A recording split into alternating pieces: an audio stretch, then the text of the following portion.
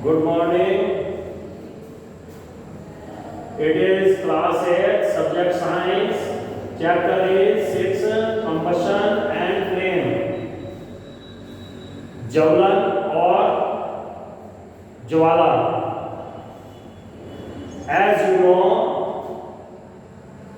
the invention of fire was a great invention in the history of human.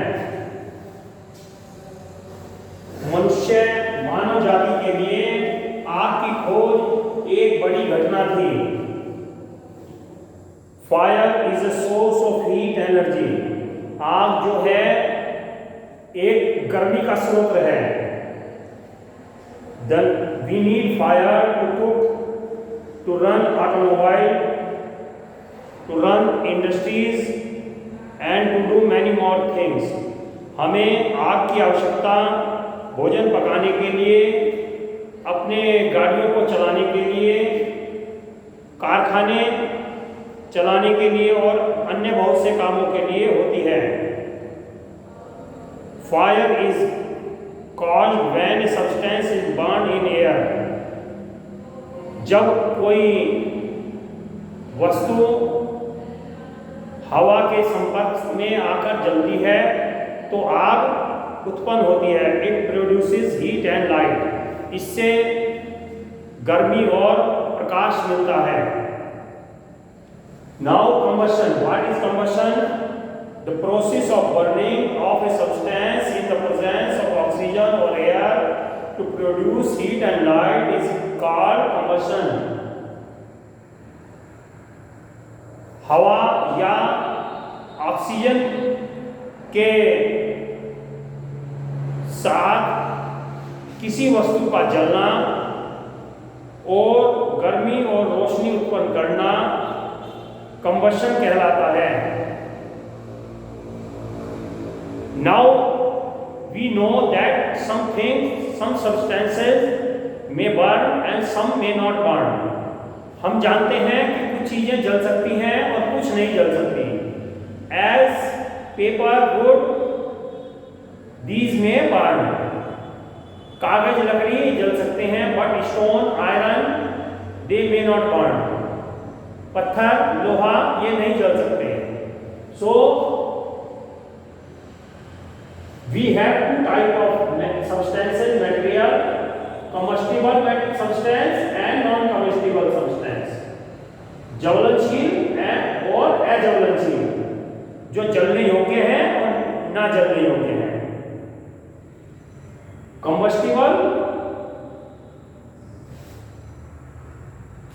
the substance which burn in the presence of air or oxygen to produce heat and light are called combustible substances. जो पदार्थ हवा या oxygen की उपस्थिति में जल सकते हैं उन्हें कंबस्टिबल या ज्वलनशील पदार्थ कहते हैं. And the substances which do not burn in the presence of air or oxygen are called non-combustible substances. जो पदार्थ, जो चीजें हवा या ऑक्सीजन की उपस्थिति में नहीं जलते उन्हें नॉन कंबस्टिबल सब्सटेंस कहते हैं. Now type of combustion. How many types are there for combustion? जलने की क्रिया किस तरह से होती है? नंबर 1 इज रैपिड और फास्ट कंबशन. तेज गति का से जलना. When a substance burn on heating to produce heat and light is called rapid combustion. Example, combustion of LPG, CNG and petrol.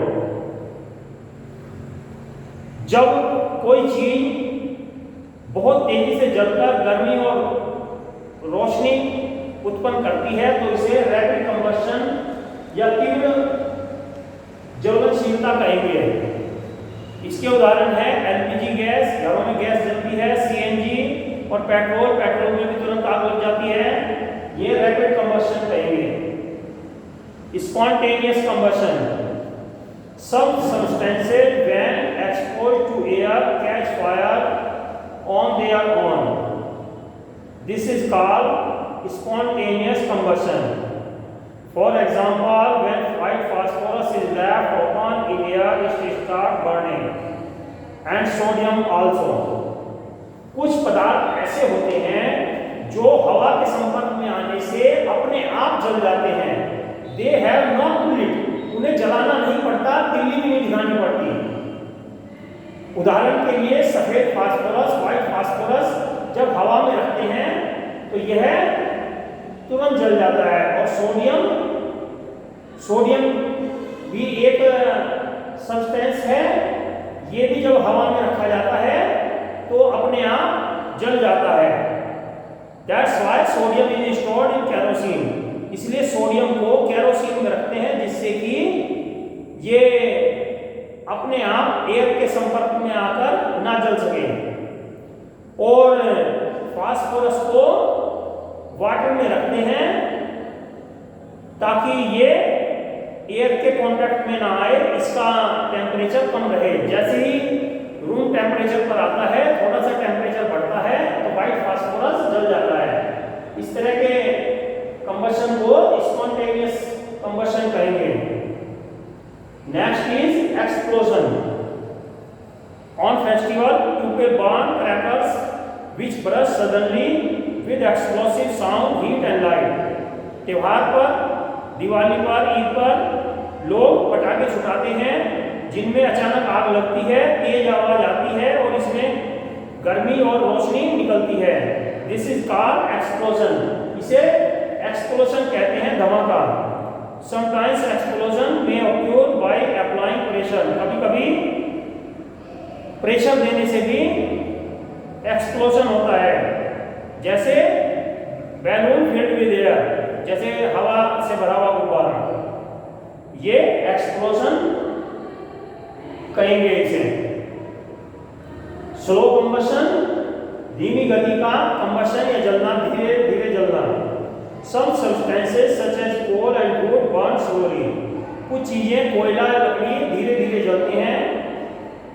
They release a continuous supply of heat and light energy, में लगातार गर्मी और रोशनी देते हैं।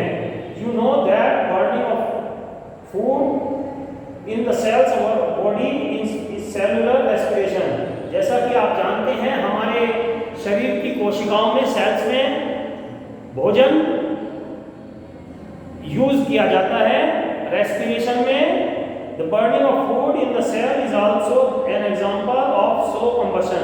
ये भी slow combustion का, धीमी गति के कंबशन का उदाहरण है, क्योंकि ये प्रक्रिया में बहुत समय लगता है। Okay, read this chapter carefully and you may have completed up to chapter 5। आपने चैप्टर 5 तक काम कर लिया होगा। स्कूल में आइए और अपनी नोटबुक चेक कराइए। और एक बात और, आपको आपके सब टीचर्स लगातार काम भेज रहे हैं। आप स्कूल में आकर एटलीस्ट 1 और 2 मंथ्स की अपने फीस तो जमा कर ही सकते हैं। Okay, please cooperate so may your teachers would send you your work regularly, जिससे कि तुम्हारे टीचर लगातार काम भेज सकें। Because they need money also, उन्हें भी धन की आवश्यकता है, उन्हें भी सैलरी की आवश्यकता है। उनका फैमिली का वर्क कैसे चलेगा। Thank you.